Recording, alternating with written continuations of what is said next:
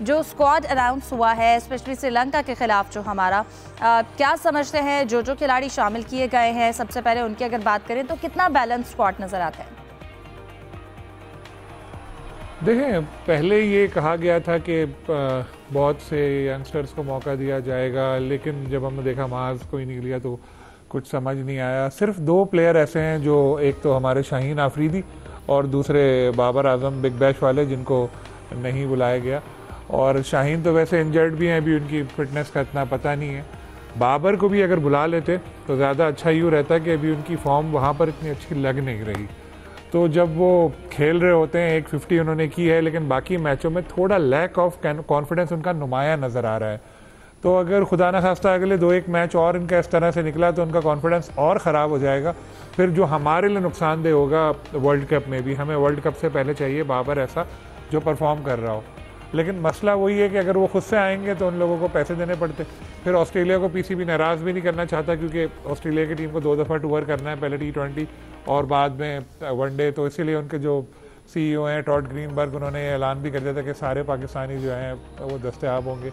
शादाब खान को ठीक है, बिल्कुल शादाब को, जो हालांकि कुछ लोग क्रिटिसाइज़ कर रहे हैं, लेकिन मेरा ख्याल है वो फिट हैं तो ऑटोमेटिक चॉइस हैं पाकिस्तान टीम के लिए। पहले भी परफॉर्म कर चुके हैं, अभी बिग बैश में भी अच्छा खेल रहे हैं। वैसे भी फिटनेस की सूरत में, अगर मुकम्मल फिट होने की सूरत में टीम के लिए तीनों शोबों में बड़े वो काम आ सकते हैं। लेकिन अगर हम एक चीज़ नोट करें, इस्लामाबाद यूनाइटेड के बहुत ज़्यादा प्लेयर्स हैं इस टीम में, और दूसरा स्पिनर्स बहुत हैं। अगर गिने तो 6-5 कितने हैं, 6-7 तो होंगे, या 5 तो एटलीस्ट हैं स्पिनर्स। तो इतने सारे खिलाएंगे किधर आप? तो अब ये टीम किस तरह से बनाई है ये तो सेलेक्टर्स ज़्यादा बेहतर बता सकते हैं, लेकिन जो चीज़ें नुमाया नज़र आ रही हैं वो यही हैं। अब देखना ये है कि ये परफॉर्म कैसे करती है, क्योंकि श्रीलंका से मैच है, श्रीलंका के ख़िलाफ़ श्रीलंका में खेलेंगे तो फिर भी वो आपको टफ़ टाइम दे सकती है। लेकिन हमारी टीम अगर हम देखें तो बेहतर ही रहती है। हमें आगे का सोच के, वर्ल्ड कप का सोच कर ज़्यादा स्क्वाड सेलेक्ट करना चाहिए था, क्योंकि तजुर्बात का तो वक्त निकल गया। अभी ये 3 मैचेस हैं, फिर ऑस्ट्रेलिया की टीम से सीरीज़ है, 3 उसके होंगे। तो खैर, अब तो ऑल द बेस्ट टीम के लिए कि वो अच्छा परफॉर्म करेगी। सही। यूसुफ, अगर हम ख्वाजा नाफी की बात करें, आपको क्या लगता है विकेट कीपर बैटर को जैसा शामिल किया गया है, ये हमारी टीम को इस चीज़ की फौरी तौर पर ज़रूरत थी कि आप इसे किसी लॉन्ग टर्म इन्वेस्टमेंट के हवाले से हम जज करें? क्या आप इसकी जो लॉन्ग टर्म आगे T20 वर्ल्ड कप स्क्वाड के हवाले से भी ये कितना बेहतर फैसला हो सकता है? देखें इब्जा, एक चीज़ जो वाज़े नज़र आ रही है कि वर्ल्ड कप सर पर आ गया, लेकिन अभी तक हमें ये पता नहीं कि हमारी जो प्लेइंग 11 होगी, जो 15 स्क्वाड होगा, उसमें कीपर कौन से होंगे। अभी तक हम विकेट कीपर बैट्समैन के हवाले से हम अपनी तजर्बात किए जा रहे हैं। ख्वाजा नाफी भी इसकी एक शक्ल है, क्योंकि इससे पहले आपको याद होगा कि साहबजादा फरहान इस टीम का हिस्सा है, वो भी कीपर हैं। उस्मान खान इस टीम का हिस्सा है, वो भी कीपर हैं। तो तीसरा कीपर अब ख्वाजा नाफी को लिया गया। गो के ख्वाजा नाफी बैटिंग में भी बड़ी अच्छी सलाहियतों का मुजाहरा करते हैं, अच्छा उनमें टैलेंट है, उनको इतनी तौर पर मौका मिलना चाहिए था, लेकिन ये मुनासिब वक्त नहीं था कि उनको इस टीम में शामिल किया जाता। अगर शामिल करना था तो मेरे ख्याल में फिर मोहम्मद सदाकत की जगह बनती थी, जिन्होंने राइजिंग स्टार एशिया कप में शानदार परफॉर्मेंस देकर अपनी बॉलिंग का भी रुहान मनवाया और बैटिंग का भी। तो उनका जो चॉइस थी वो तो ऑटोमेटिक होनी चाहिए थी, अगर ये टीम में इसमें तब्दीलियाँ करनी भी थी। दूसरी ये बात कि अभी तक, चूँकि हम अभी तक कम्बिनेशन को देख रहे हैं, तो हारिस रोज़ भी स्क्वाड का हिस्सा नहीं है, उनकी जगह पर वसीम जूनियर को दोबारा मौका दिया गया। सलमान मिर्ज़ा उस टीम का हिस्सा होंगे, वसीम शाह उस टीम का हिस्सा होंगे। स्पिनर्स की बात करें तो उस्मान तारिक हैं, इब्रार अहमद है, मोहम्मद नवाज़ हैं। तो बहुत सारे ऐसे इनके ऑप्शन पाकिस्तान ने रखे हैं, क्योंकि वहाँ की जो कंडीशन होगी वो थोड़ा सा लगता है कि स्पिन फ्रेंडली होंगी। इसलिए पाकिस्तान क्रिकेट बोर्ड और सिलेक्शन कमेटी ने मिल बैठकर ये मुनासिब समझा कि ज़्यादा से ज़्यादा स्पिनर्स को मौका दिया जाए, ताकि एक अच्छी शक्ल दी जा सके। लेकिन बात वही है कि 3 कीपर आपने से खिलाएँ, इनमें से किस किस को आप प्लेइंग 11 का हिस्सा बनाएंगे, ये अभी तक फाइनल नहीं है। उस्मान खान हमारे साथ काफ़ी अर्से से चल रहे हैं, उन पर एतमाद बरकरार रखना चाहिए था। साहबजादा फरहान हमारे पास मुतबादल ऑप्शन थे, अगर खुदा न खास्ता किसी को इंजरी हो जाती है तो फिर वो कीपिंग की फिर जिम्मेदारियाँ भी निभा सकते हैं।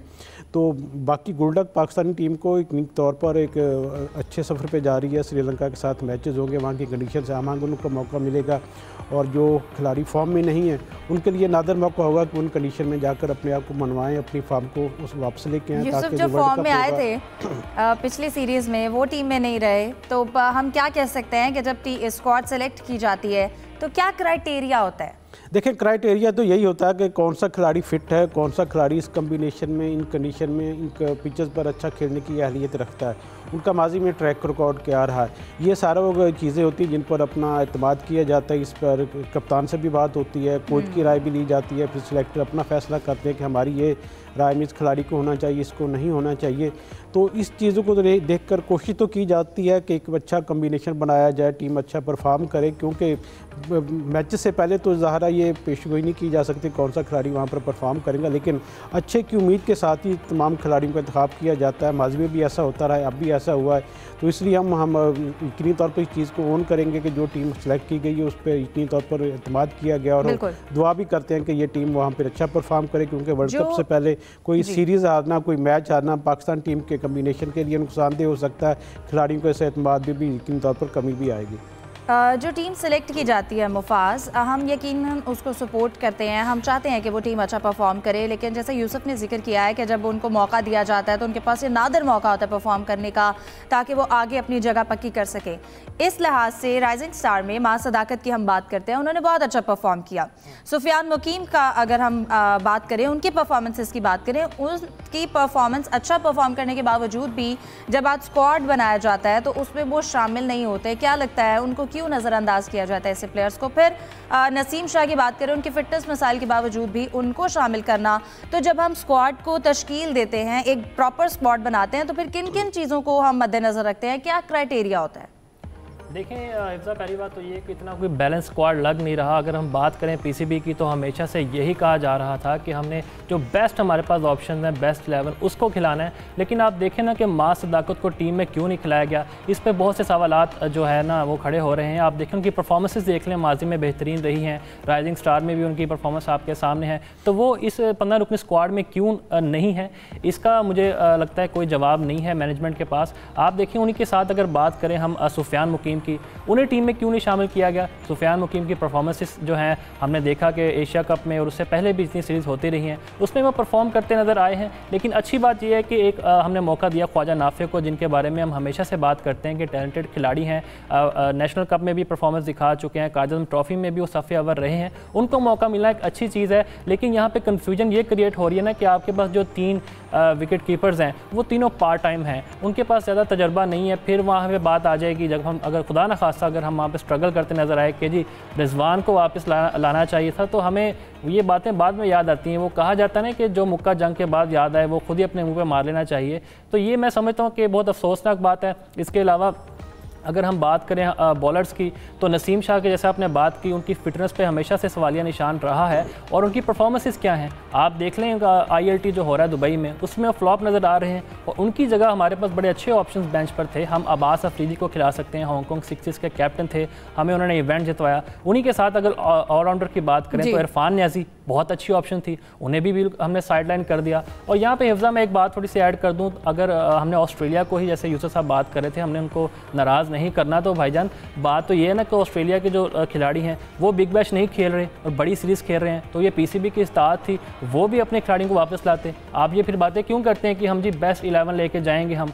तो अगर बाउंसी ट्रैक से आके अचानक वो श्रीलंका की ट्रैक्स में आके कंडीशंस में फंस गए, तो फिर इसका जिम्मेदार कौन होगा? किसके खिलाफ चार्जशीट हम जारी करेंगे?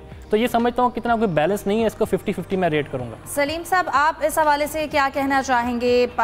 जैसा कि अगर इस डिबेट को कहा जाए कि ऑस्ट्रेलिया में जो प्लेयर्स BBL में थे उनको वापस बुलाना, फिर इसके साथ साथ हम वर्ल्ड कप से पहले सीरीज़ इसलिए करा रहे थे कि हमारा एक जो स्क्वाड है, विनिंग स्क्वाड है, वो बन सके। लेकिन जब हर सीरीज़ में आपने प्लेयर्स को टेस्ट ही करना है, आप वो कॉम्बिनेशन बनाएंगे नहीं जो मुसलसल चलता आ रहा है, तो आपको क्या लगता है T20 में हम बैलेंस स्क्वाड रख सकेंगे, स्पेशली श्रीलंका के पिचेस को देखते हुए, और स्पेशली जहां पर वर्ल्ड कप खेला जाएगा जिन ग्राउंड पर, उसके लिहाज से हमारा स्क्वाड कितना बेहतर होना चाहिए? देखिए, होना ये चाहिए था, आइडियली ये होना चाहिए था कि जो आपका वर्ल्ड कप स्क्वाड होता आप उसी को सेलेक्ट करते, चाहे आपको ऑस्ट्रेलिया को नाराज करना पड़ता, चाहे आपको किसी और को नाराज करना पड़ता, क्योंकि खेलना तो आपको वर्ल्ड कप है, सबसे इम्पोर्टेंट तो वही है। मगर पता नहीं सेलेक्टर्स के जहन में क्या था, शायद ये कह रहे हैं कि इस पिच पे मैच अभी है, बाद में अलग, वही मुल्क तो वही है, सारा कुछ वही सारी चीज़ें चल रही हैं। क्योंकि अब होना ये है कि अब जैसे मैंने शुरू में आपको बताया कि अगर खुदा न खास्ता 1-2 और मैचों में बाबर आजम नाकाम हो गए, फिर आप उनको डायरेक्ट वर्ल्ड कप में लेकर आए, एक तो ये बात होगी कि यार ये तो इतने बुरी तरह फ्लॉप हुए हैं, आपने इनको वर्ल्ड कप नहीं ले लिया। दूसरा, उनका अपना कॉन्फिडेंस क्या होगा, ये चीज़ एक देखनी पड़ेगी। फिर शाहीन की फिटनेस की क्या सूरत हाल है, सबको नज़र आया कि किस तरह वो लगड़ा कर चलते हुए जा रहे थे।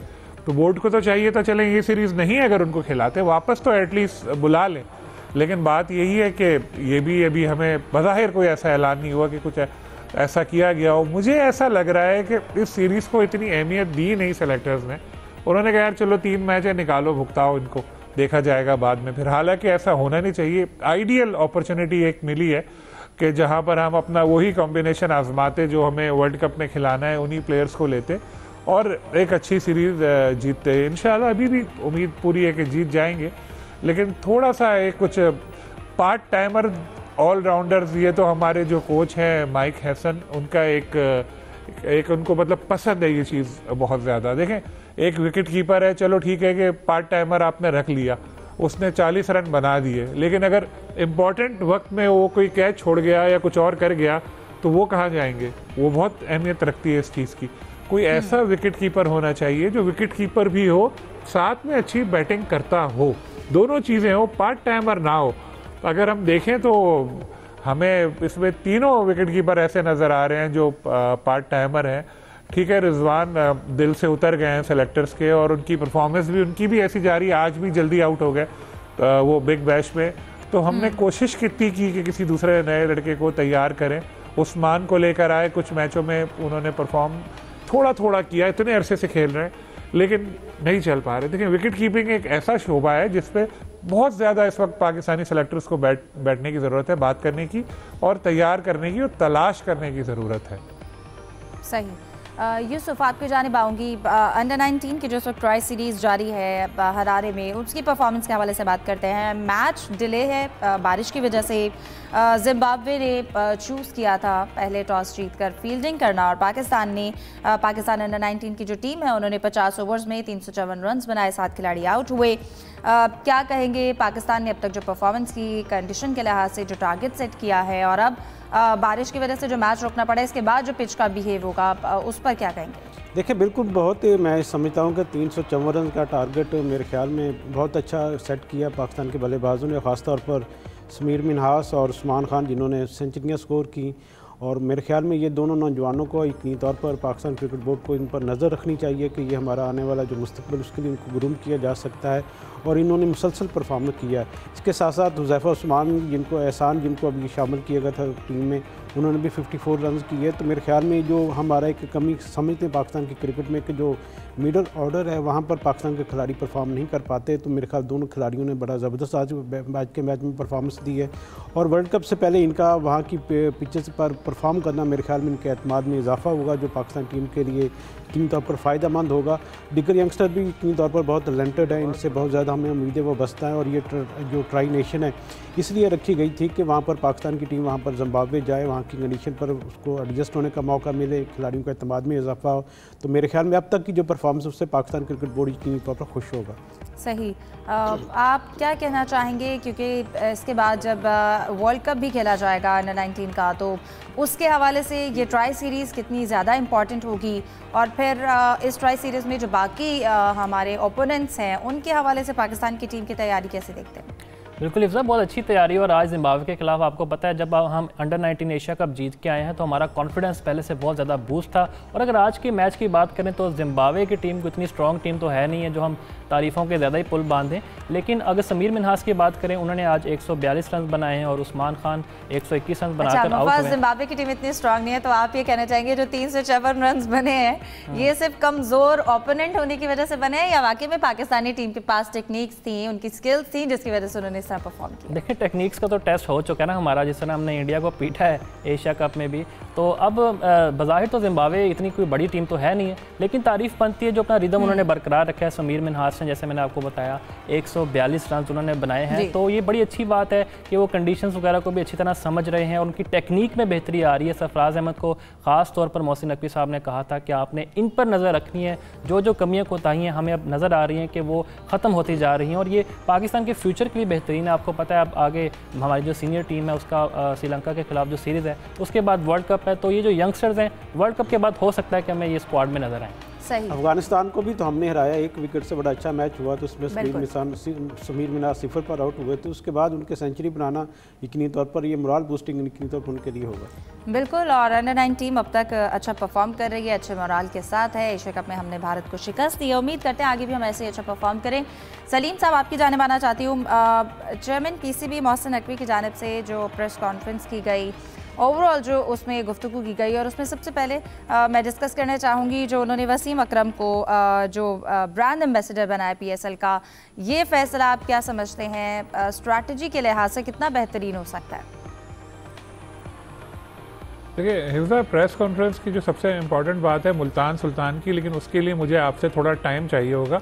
एग्जैक्टली, मैंने वो टॉपिक मैं रखा आपसे डिस्कस करने के लिए। हम ब्रेक के बाद मुल्तान सुल्तान के टॉपिक पर भी आएंगे, लेकिन अभी मैं ज़रा वसीम अकरम के ब्रांड एम्बेसडर पे बात करना चाहूँगी। जी बिल्कुल, वसीम अकरम का फैसला बहुत अच्छा है। देखें, वसीम अकरम हमारे उन चंद साबिक स्टार्स में शामिल हैं जो ग्लोबली बहुत मशहूर हैं। ख़ास तौर पर इंडिया में उनकी फ़ैन फॉलोइंग बहुत है। आपको याद है जो रोड शो में उन्होंने एक छोटी सी लाइन बोली थी PSL और IPL के हवाले से, कितना शोर मच गया था तबालत के हवाले से। और वसीम अकरम के इस वक्त ताल्लुकात बहुत अच्छे जा रहे हैं चेयरमैन के साथ, तो उनको ज़ाहिर लेकर आए, मुझे लगता है इससे बड़ा फ़ायदा होगा। और वसीम भाई थोड़ा सा कोचिंग वगैरह से दूर रहते हैं, क्योंकि उनको कहते हैं, जब मैं उनसे जब भी पूछता हूँ यही कहते हैं कि तुम लोग, ये जो लोग हैं सोशल मीडिया पे कोचेस को कितना बुरा भला कह रहे होते हैं, तो मुझे ये नहीं अच्छा लगेगा कि वो मुझे इस तरह बोले। ये काम है जो ब्रांड एम्बेसडर का, ज़ाहिर है इसमें स्ट्रेस तो कोई है ही नहीं, तो ये अच्छा है उनके लिए भी, ये लीग को प्रमोट करने में वसीम अकरम जैसे जो नाम है वो हमारे लिए बहुत ज़्यादा इंपॉर्टेंट साबित होंगे। और भी जो पुराने प्लेयर्स हैं, बड़े नाम हैं, उनको इन्वॉल्व करना चाहिए, और अच्छा है PSL पर नज़र रखी जा रही है काफ़ी। सही। यूसुफ, इसके साथ साथ जो भारत से हाथ ना मिलाने की गुफ्तगू की गई है मोहसिन नकवी के लिहाज से, इसे कितना बेहतरीन सिफारती जवाब कहेंगे या फिर एक ये जज्बाती रद्द अमल है? क्योंकि अब तक भारत ने जिस तरह से इश्यूज़ क्रिएट किए हैं उस पर पाकिस्तान का ये जवाब देना, और फिर ICC फोरम्स पर पाकिस्तान का ऐसा इमेज जा सकता है? देखें, यकीनी तौर पर सब दुनिया मानती है कि भारत ने जो रवायत हैं, जो अखलाकियात हैं खेल की, उसको सबताज किया, जिससे उनकी जग हंसाई भी हुई है। इससे नुकसान तो उनका हुआ, पाकिस्तान का कुछ नहीं किया। हाथ नहीं मिलाना, ना मिलाए, हमें इससे क्या कोई फ़र्क पड़ेगा। यही इस मौक़िफ़ था पाकिस्तान क्रिकेट बोर्ड के चेयरमैन मोहसिन नकवी, जब से सवाल हुआ कि अब अंडर-19 की सतह पर भी ये उनका जो रवैया था पूरे एशिया कप में वो हमें नज़र आया, जिस पर उन्होंने ये वाज़ेह किया कि हमने इस हवाले से जो ICC उससे बाकायदा हमने ड्राफ्ट तैयार कर लिया लेटर का, हम उसको लेटर भी भिजवाएंगे। और यहाँ पर उन्होंने वाज़ेह किया कि हम बराबरी की बुनियाद पर इंडिया को जवाब देंगे। हम ये नहीं हो सकता कि हम पीछे हट गए, बैकफुट पर चले जाएँ। जो जैसी वो बात करेंगे हम वैसे ही उनको जवाब देंगे। इसलिए हमने ICC से भी रब्ता किया, तो वहीं पर उन्होंने कहा कि अगर उनके खिलाड़ी हम साथ मिलाना नहीं चाहते तो भाई हमें भी हम ट्रॉफी भी नहीं देंगे। हम क्यों उनके साथ मिला, हमें उनके साथ मिलाने का शौक़ नहीं है। हम खेलते हैं, खेल में जो रवायत होती है उनको पासदारी करना सबका फ़र्ज़ है। हम अपनी तौर पर कोशिश करेंगे कि हम पाकिस्तान की तरफ से कोई कोताही ना हो। अगर इंडियन टीम करती है तो वो करती रहे, हमें इससे बुला के, हमें क्या, हम ट्रॉफी भी नहीं देंगे। ट्रॉफी हमारे पास पड़ी, आपको चाहिए हाथ में रहे, आके ले जाए। मफाज, मोहसिन नकवी की जानिब से अब तक इस इशू पे जो भी स्टैंड लिया गया है यकीनन एक बेहतरीन है। ट्रॉफ़ी वाले इशू पे इंडिया यकीनन ये एक्सपेक्ट नहीं कर रहा होगा। फिर एक तो भारत के हवाले से जो भी स्टैंड लिया गया वो यकीनन कितना बेहतरीन फ़ैसला है। इसके साथ साथ PSL के हवाले से भी बात करें, उसको भी ऐड कीजिएगा।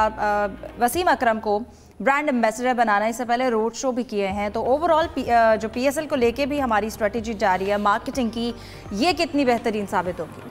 बिल्कुल, ये बहुत पहले ही फैसला हो जाना चाहिए था। जिस तरह की भारत हरकतें कर रहा था, हाथ ना मिलाना, फिर ड्रेसिंग रूम के दरवाजे बंद कर देना। मैंने इसी शो में पिछली बार कहा था कि ये जो T20 वर्ल्ड कप आ रहा है ना हिफ्ज़ा, उसमें भी ये सारी हरकतें करेगा भारत, हमसे हाथ नहीं मिलाएगा। तो अब हमें भी स्टैंड लेना चाहिए। जिस तरह मोहसिन नकवी साहब ने बात की कि बराबरी की सतह पर अब सारे मामलात आगे चलेंगे, तो ये पहली दफ़ा दुनिया ने देखा कि पाकिस्तान अब किसी से कम नहीं है। और जिस तरह शानदार अंदाज से क़यादत कर रहे हैं एशियन क्रिकेट की मोहसिन नकवी साहब, मैं इनको बिल्कुल शाबाश देता हूं। और जहां तक बात आपने वसीम अकरम की तो ये बहुत अच्छी बात है, हमारे लेजेंड्स हैं। और मोहसिन नकवी साहब, आपको पता है कि लंदन में जो रोड शो हुआ उसमें वाज़े तौर पर वो कह चुके हैं कि हम इसको अब नंबर 1 लीग बनाएंगे। तो अब मैं समझता हूँ, आपको पता है फाफ डू प्लेसिस और मैक्सवेल भी इनकार कर चुके हैं इसके साथ। मोइन अली भी कह चुके हैं कि जी अब हम IPL नहीं खेलेंगे। तो इन स्टार्स का पाकिस्तान सुपर लीग में आना, ये मैं समझता हूँ बहुत एक अच्छी चीज़ है पाकिस्तान के क्रिकेट के फ्यूचर के लिए, क्योंकि जो यंगस्टर्स हैं जब भी इन लीग्स में इनके साथ खेलेंगे इनका कॉन्फिडेंस बूस्ट होगा, और अब मैं समझता हूँ कि भारत जो है बिल्कुल मुश्किल में फंस चुका है इस मामले में। बिल्कुल ठीक है, प्रोग्राम में डिस्कशन को जारी रखते हैं एक ब्रेक के बाद। Stay with us.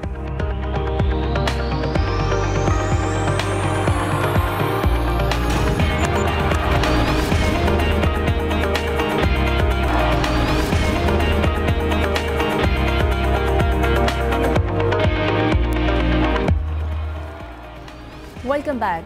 ब्रेक के बाद सलीम साहब आपकी जानिब आना चाहूँगी। मुल्तान सुल्तान्स के हवाले से अगर हम बात करें तो जो फैसला सामने आया है कि इसकी ऑनरशिप पीसीबी के पास रहेगी, ये फैसला कितना गैर मामूली है? देखें, ऐसा एक दफ़ा पहले भी मुल्तान सुल्तान के साथ ही हो चुका है। उस वक्त ओनर उसके दूसरी बार ऐसा हुआ है कि मुल्तान सुल्तान के जो ओनर हैं वो हट गए हैं, क्योंकि इस टीम की फ़ीस बहुत ज़्यादा है। 1 अरब 8 करोड़ सालाना, जो अभी वैल्यूएशन के बाद बढ़कर वो 1.35 तक हो जाती। गो के अली तरीन कहते हैं कि पैसा मसला नहीं था, इज्जत चाहिए थी, और इसके अलावा PSL के मॉडल ठीक नहीं है, ये सब मसले हैं।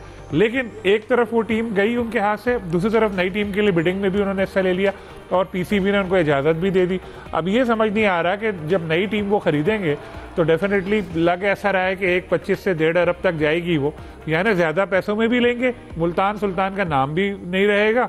उसके बाद फिर क्या नई टीम के ओनर को पुराने ओनर्स जो हैं 6 उनसे ज़्यादा इज्जत मिलेगी? क्या जो नई टीम के ओनर हैं उनके आने से ये जो लीग का मॉडल जो वो चाह रहे हैं उस तरह से हो जाएगा? नहीं। तो ये एक बहुत बड़ी मिस्ट्री है कि एक तरफ से टीम छोड़ दी, दूसरी तरफ से टीम पकड़ने की कोशिश कर रहे हैं, और PCB बड़ा स्मार्टली चल रहा है इस मामले में। पहले इनको नोटिस भेजा था जिसको इन्होंने हीरो बन के फाड़ दिया था। उसके बाद उन्होंने बाद में ऐसे कहा कि उनको कॉन्ट्रैक्ट रिन्यू नहीं करेंगे, तो उसके बाद फिर अली ने खुद भी कहा कि अलविदा मुल्तान सुल्तान। अब PCB ने इनको सस्पेंड इस तरह नहीं किया कि बिल्कुल 31 दिसंबर का इंतज़ार हो रहा है जब वैसे ही कॉन्ट्रैक्ट ख़त्म हो जाएगा इनका। साथ में PCB ने इनको अलाउ भी कर दिया कि अगले में आ जाओ, और उसके बाद अगर लेना चाह रहे हैं तो ले लें। अगर 1.25 या 1.5 अरब की टीम ले लेंगे तो PCB का तो फ़ायदा ही फ़ायदा है। तो ये बहुत ज़्यादा मिस्टीरियस चीज़ें हैं जो इस वक्त समझ नहीं आ रही कि मुल्तान सुल्तान वाले चाह क्या रहे हैं। लोग कहते हैं पैसा उनके लिए मसला नहीं है, तो अब पैसा मसला नहीं है तो फिर टीम छोड़ी क्यों, और टीम छोड़ी तो दोबारा क्यों ले रहे हैं? ये सब एक कुछ इश्यूज़ हैं। और इतना मैं बता दूं आपको, जो 10 लोग आ रहे हैं उनमें से एक तो मुल्तान सुल्तान वाले, बाकी 9 भी बहुत तगड़ी पार्टीज़ हैं। तो ये पैसे तो PCB को अच्छे मिल जाएंगे, जो अगली जो 2 टीमें फ़रोख्त कर रहा है PCB। और बड़ा इंटरेस्टिंग होगा ये जो नीलामी होनी है 8 तारीख को, वो देखनी। सही यूसुफ, 8 तारीख को जो बिड होगी और उसके बाद मुल्तान सुल्तान की जो ऑनरशिप है वो PCB के पास रहेगी, तो इस फैसले को शायकीन किस तरह से देख रहे हैं? देखें हिफ्ज़ा, शायकीन से थोड़ा पहले मैं आपको थोड़ा सा इजाफा करूँ। मेरा ख्याल है कि अली तरीन को अब एहसास हुआ कि उनसे बहुत सी गलतियाँ हुई हैं, और इसलिए शायद अब उनको दोबारा वो कहते हैं कि एहसास हुआ कि मैं गलत खेल गया हूँ, मुझे इस तरह का रवैया पाकिस्तान क्रिकेट बोर्ड और पाकिस्तान सुपर लीग के साथ नहीं रखना चाहिए था। वो कि उनके मुतालबात अपनी तौर पर कह सकते हैं कुछ में वज़न होगा, लेकिन इस तरह का रवैया बिल्कुल यानी कि नाकाबिले बर्दाश्त है सबके लिए कि जिस तरह उन्होंने PSL की साख को नुकसान पहुँचाने की कोशिश की, इसमें नुकसान उन्होंने अपने ही करवाया। एक तो कम पैसों में टीम जो उनको मिली थी, इनके जो नई टीमों से कम पैसे थे उनके दरमियान उनके हाथ से जाती रही, फिर उनकी जो इज़्ज़त थी वो भी थोड़ा उस पर हरफ आया। अब दोबारा उसी पाकिस्तान सुपर लीग को कबूल करने जा रहे थे। मेरे ख्याल में अब उनको एहसास हुआ है कि ऐसा मुझे नहीं करना चाहिए था पहले। अब चूँकि लोगों को इंतज़ार है, दिन बहुत कम रह गए 8 तारीख के लिए, और 10 टीमें चूँकि फ़ाइनल हो चुकी हैं जो बीटिंग के मरले में होंगी, और जिसमें अमेरिका की टीम भी है, एक ऑस्ट्रेलिया की है, एक 2-3 टीमें फैसलाबाद से हैं। तो बहुत सारे ऐसे लोग हैं जो बैरून मुल्क रहते हैं पाकिस्तानी, वो पाकिस्तान सुपर लीग में इन्वेस्ट करना चाहते हैं। यकीनी तौर पर पाकिस्तान क्रिकेट बोर्ड को इससे बहुत ज़्यादा फ़ायदा होगा। पाकिस्तान सुपर लीग जो है इसका ब्रांड की वैल्यू में मज़ीद इजाफा होगा और नए खिलाड़ियों को भी आगे आने का मौका मिलेगा। मेरे ख्याल में अब 8 तारीख को इंतज़ार होगा शायकीन को कि कौन सा ऑनर है वो अपनी 2 टीमों को लेता है, जिसके बाद अगले PSL ख़त्म होने से बाद यकीनी तौर पर मुल्तान सुल्तान की टीम भी इनके उसकी बोली भी लगेगी। उस वक्त इस लीग में जो 2011 का एडिशन होगा इसमें पाकिस्तान क्रिकेट बोर्ड इस सारे मामला उसके जो मुल्तान सुल्तान को अपने हाथ में रखे। सही मुफास, क्या लगता है 8 जनवरी को जो बाबी सलीम साहब ने कुछ क्वेश्चन रेज किया है, ये इनके जवाबात क्या हमें 8 जनवरी तक मिल सकते हैं या सिचुएशन के साथ तक क्लियर होगी? देखिए सवालात पर तो हम आएंगे, लेकिन मैं कल हिफ्ज़ा मुल्तान में मौजूद था और मेरी जहाँ शायकीन से बात हुई तो वो इतने खुश नज़र नहीं आ रहे थे इस फैसले से। वो कहते थे कि जी हमें उम्मीद थी कि कोई लोकल बंदा ही हमारा इसकी ऑनरशिप संभालेगा, लेकिन अब हमने देखा है पहली दफ़ा पाकिस्तान क्रिकेट बोर्ड ने किसी भी फ्रेंचाइज की ऑनरशिप अपने पास रखी है। तो अली तरीन की जैसे बात यूसुफ साहब कर रहे थे, उनकी गलतियाँ भी मौजूद हैं। जब PCB की वो कोई भी जो मीटिंग अटेंड नहीं करते थे और जो शो कोज नोटिस भेजा गया उन्हें, वो भी उन्होंने फाड़ के फेंक दिया था। तो मैं समझता हूँ उन्होंने खुद ही इस तरह का मौका दे दिया कि PCB कोई एक्शन ले, और अब मामला अच्छी तरफ जा रहे हैं, खुश असलूबी से सारे तय हो रहे हैं। तो अली तरीन को चाहिए कि अब इस एडिशन में तो वो नहीं अब आ सकते, उसके बाद एक दरवाज़ा खुला है, वो किसी भी टीम को परचेज कर सकते हैं। तो आपको पता है मोहसिन नकवी साहब ने कुछ जगहों पर रिजिड भी हुई और उसके बाद अब उनको बिड में जो है वो शामिल करने की लचक भी दिखाई गई है। बहरहाल प्रोग्राम को वाइंड अप करते हैं। आप तीनों का बहुत शुक्रिया, दीजिए इजाज़त, अल्लाह हाफ़िज़।